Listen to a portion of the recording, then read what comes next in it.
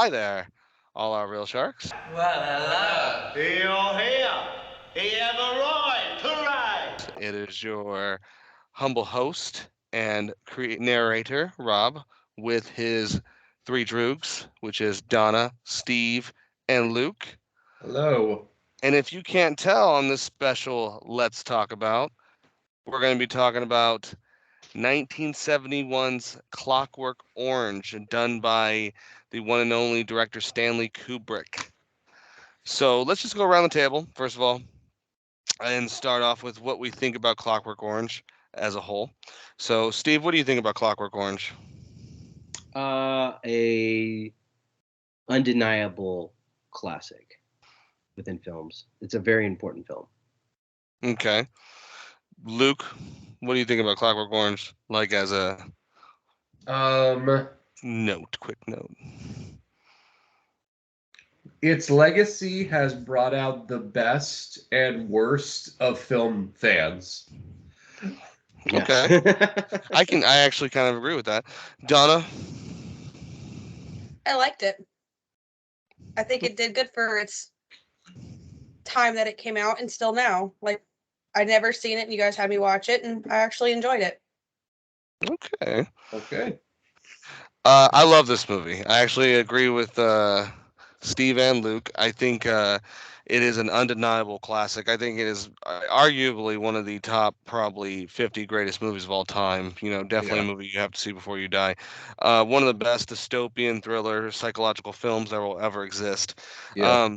But I also agree with Luke too. It has created some fanatical, zealous fans that some of them don't know what they're talking about. It has that same. It's the same. You can kind of draw a through line between this and then Fight Club and The Dark Knight and Wolf of Wall Street, and then also American Psycho of fandoms that kind of like draw too close to the point of the main character, and they kind of don't understand. And they basically, it's the whole idea of missing the point, which. Right. That's its own, which is its own conversation itself. Because technically, if you watch a film and you take something from it, you're not wrong. It's the filmmaker's fault that you got the wrong message, if anything.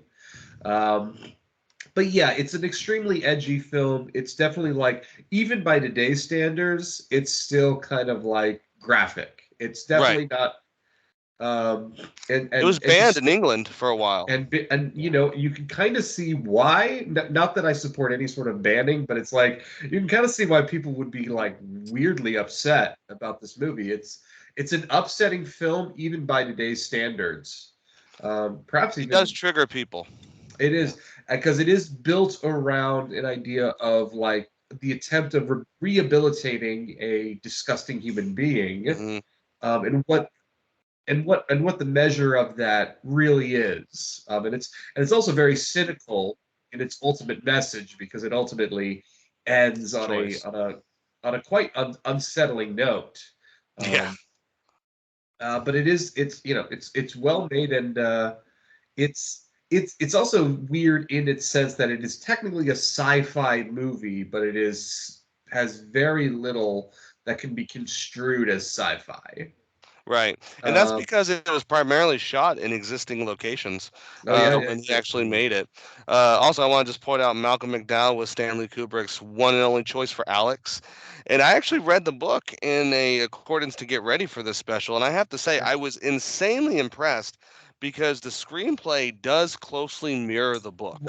Why don't we also do a quick synopsis, because it's funny because everybody kind of is reminded of the first scenes with the droogs in their weird clothing, but that is a extremely small part of the movie. That's only in the first part. The rest of the movie, if it's one of those movies, I'm trying to think. It's a lot like another Stanley Kubrick movie, 2001: A Space Odyssey, where everybody remembers that first scene and then the end.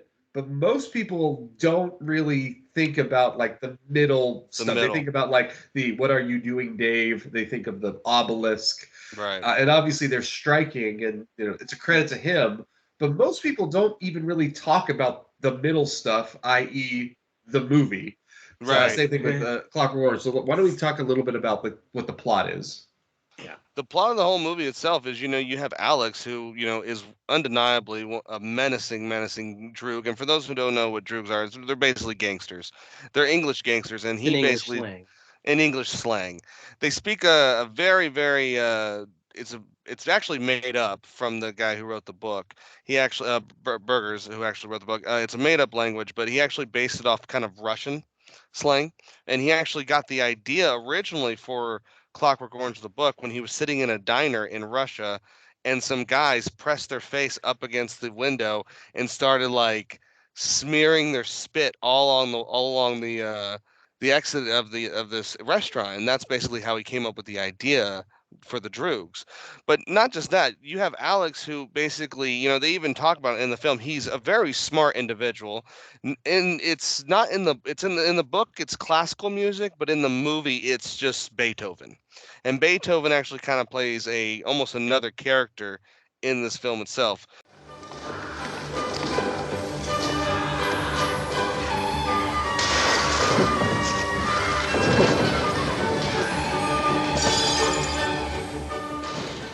But Alex, as a character himself, basically is one hell of an asshole. I mean, he takes advantage of his parents.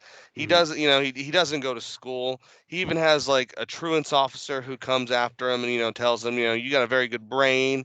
You got good loving parents. What is it? What is it about you? Is it some devil that crawls in you?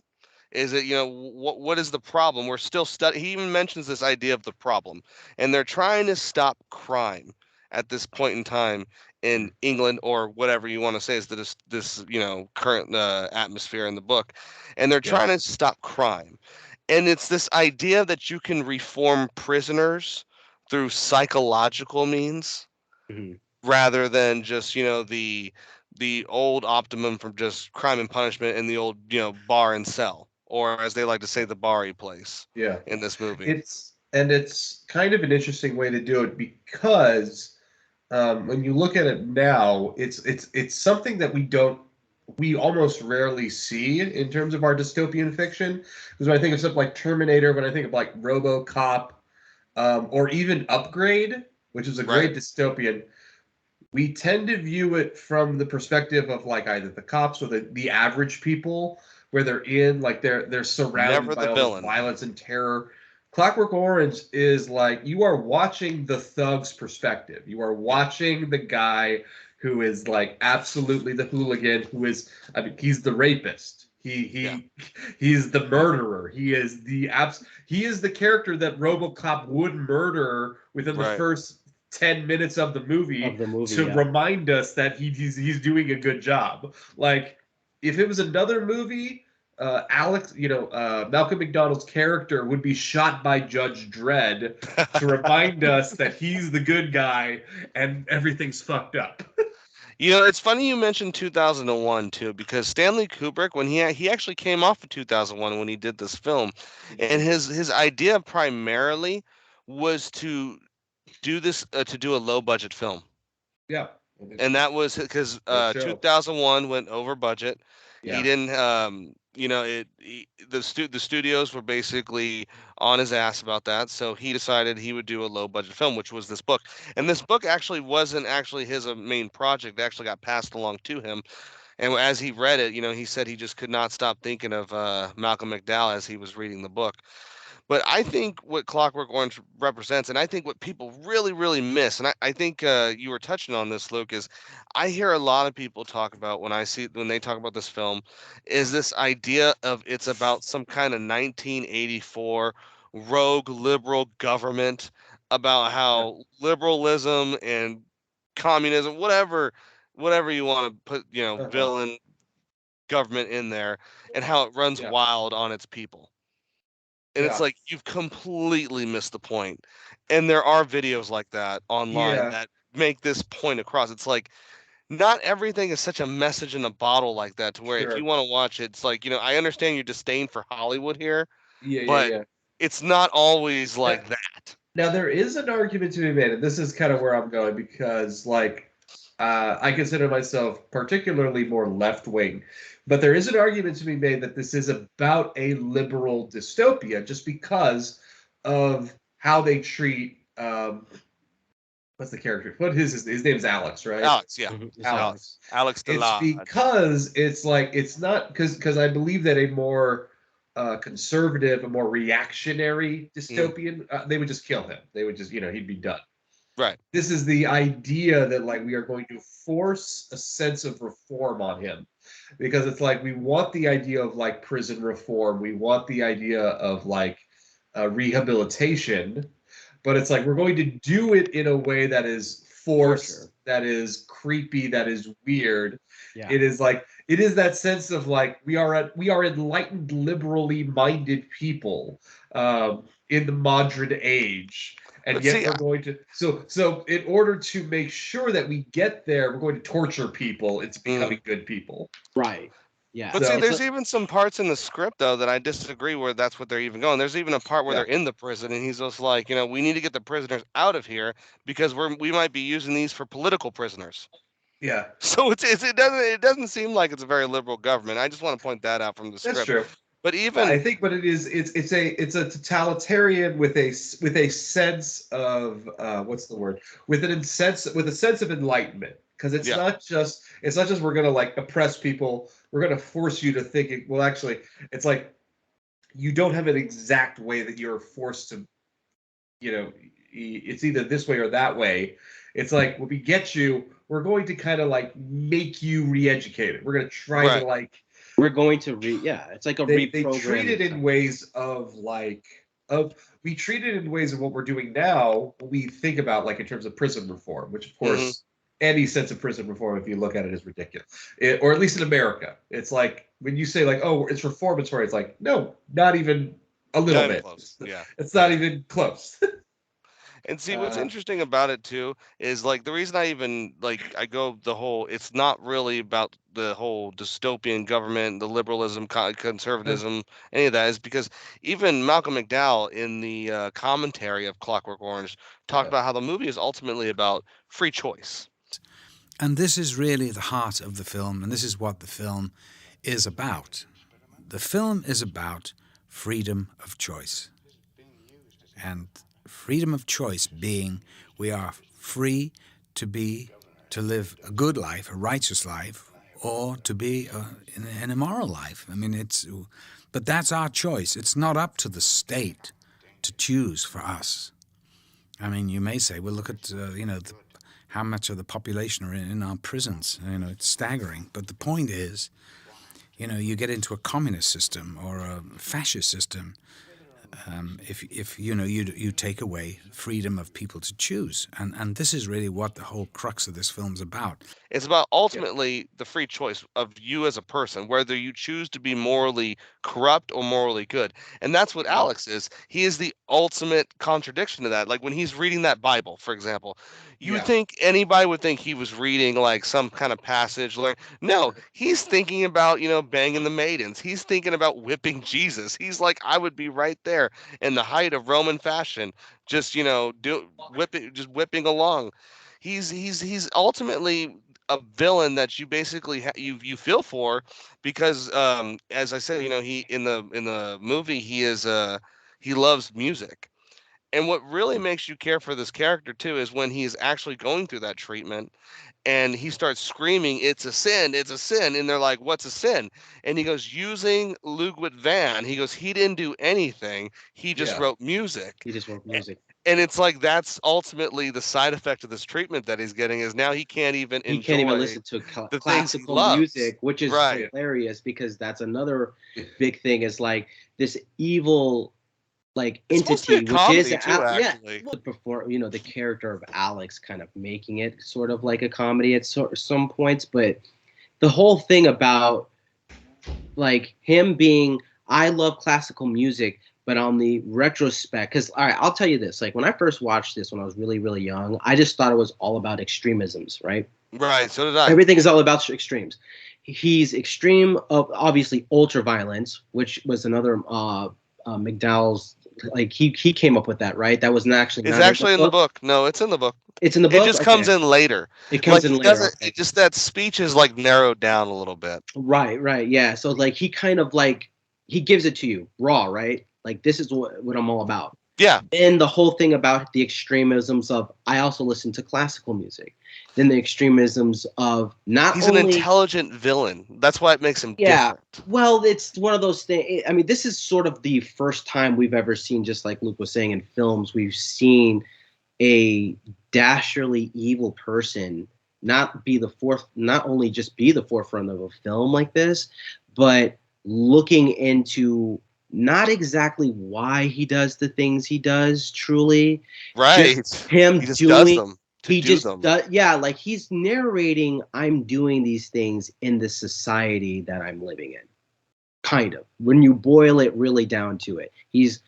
I'm in this world, I'm doing it how I feel like I should. But that's why I was reading the Bible. When you're talking about that Bible thing, Rob, like when I rewatched it, I was just like, yeah, I mean, he would. I think it's hilarious, to be honest with you. When I first saw it, I was like, oh, wow, what an evil person. But now when you're watching, I'm like, okay, that is hilarious. But you get it, though, right? But it's I get it, yeah. Fun. Like, I kind of agree with it on both of your watches, Rob. It's funny, but it's also like he would do that, right? What evil person would be sitting there reading like the anarchist book or and something? Thinking about whipping Jesus. Yeah, like he'd be doing the most evil, disgusting things of all time.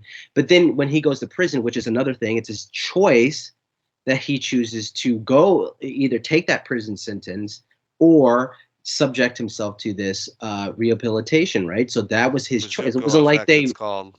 Yeah, more like experimental testing.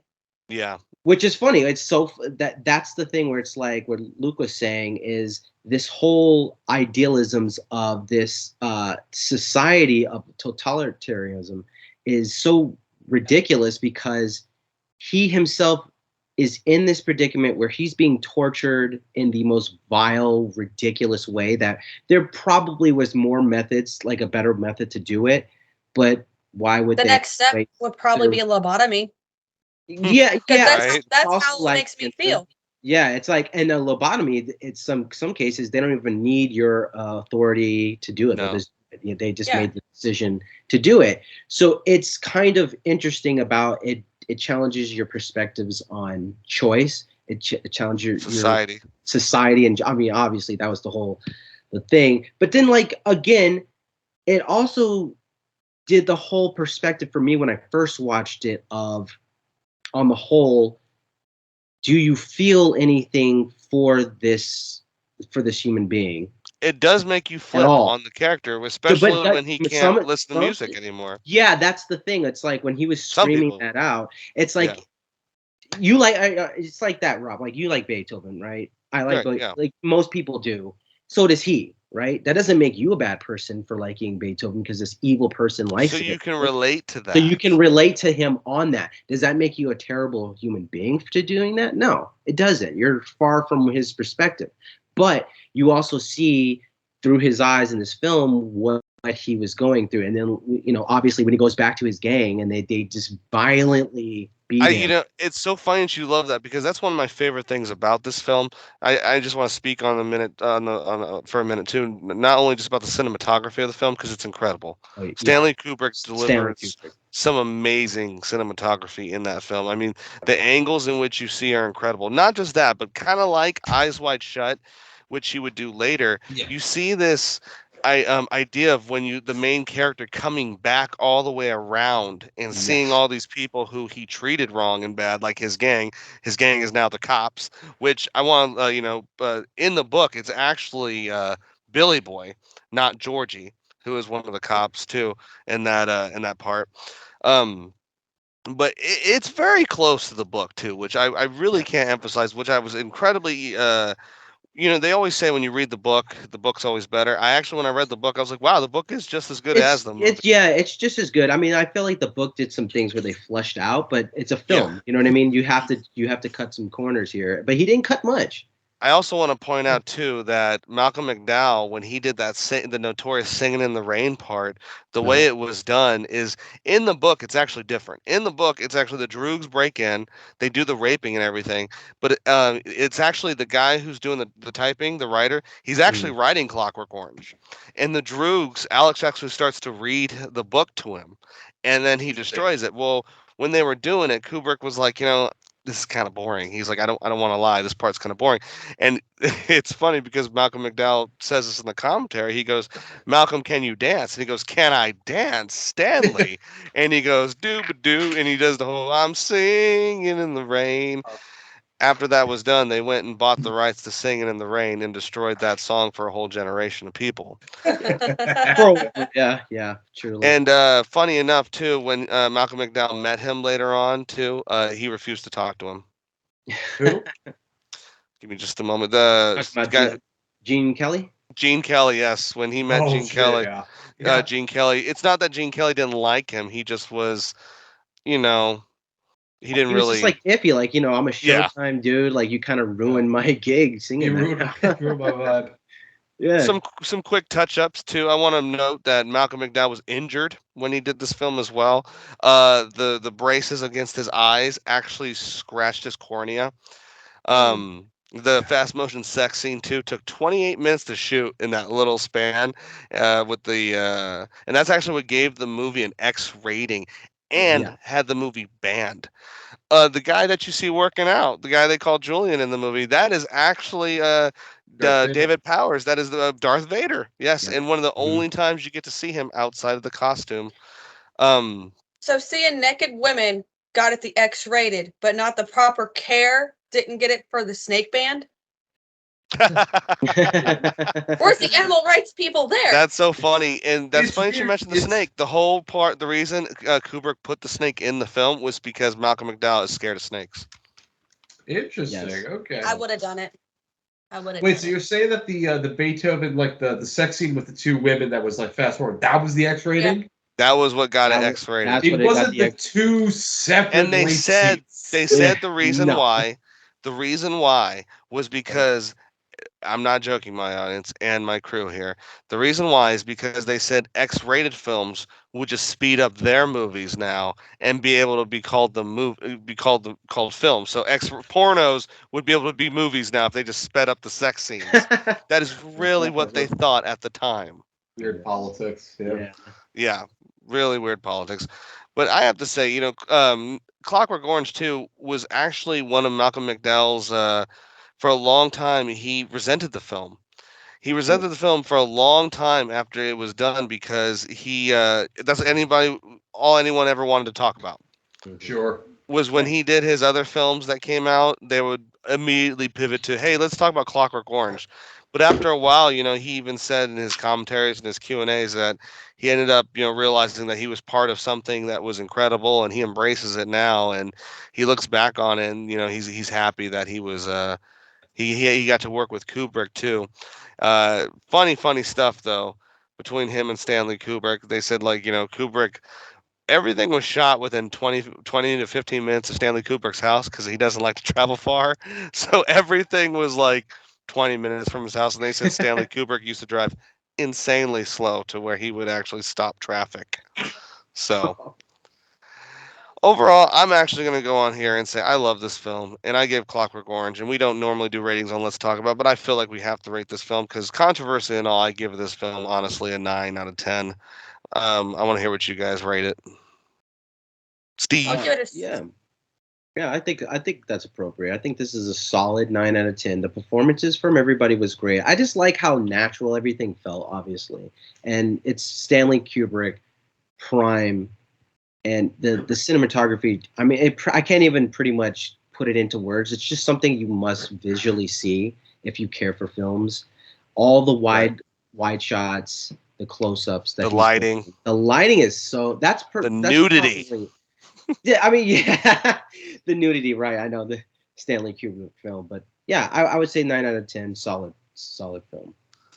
Luke, this is definitely a solid 9 phallic weapons to kill an old lady with purple hair in her home out of 10. With a dick. I know, with a ceramic one. Yeah. It was funny. What's the weirdest thing is that, like, I mean, obviously, I guess murder, like, all crimes are different, but, like, I remember specifically when he, like, killed that old lady, he, like, hesitates. He, like, gets freaked out. Yeah, a little bit. He does like a little thing, which right? I'm like, he's done a lot of, which I guess taking a life he's never done before. But like, that's the one time which I guess like is a sense that like he has a sense of empathy. You know what I mean? Where like he's just that's the part of the movie that's interesting, whether he does like or he doesn't. He's not what you would call a sociopath. He's just like so emotionally unstable that he just commits horrible acts of like violence on people. Right. So maybe there. So yeah, obviously that's another issue of the movie. Like, there's a sense of like, could Alex have really been reformed if they had just been on it, if they had done it earnestly? Yeah. Because he's not a sociopath. He cries when his parents kick him out. He feels true emotions. He is not. He's actually still in high school. Actually, in the book. Yeah. I think I wouldn't say sociopath, but maybe antisocial. And I've dealt with a lot of those that will play the pity me card. Feel sorry for me. I know I'm the one that messed up, and I'm going to show a little bit of emotion to get you to feel sorry for me. That's actually what Joe said in the apartment to his parents. He goes, "Oh, sure, he's like that now, but that's all his scheme, and that's all his lying, his trickery." I do think there is an inherently vulnerable side to Alex. There is absolutely. Yeah. And I do think that is maybe the biggest question. That could he have been reformed if this society wasn't completely fucked up?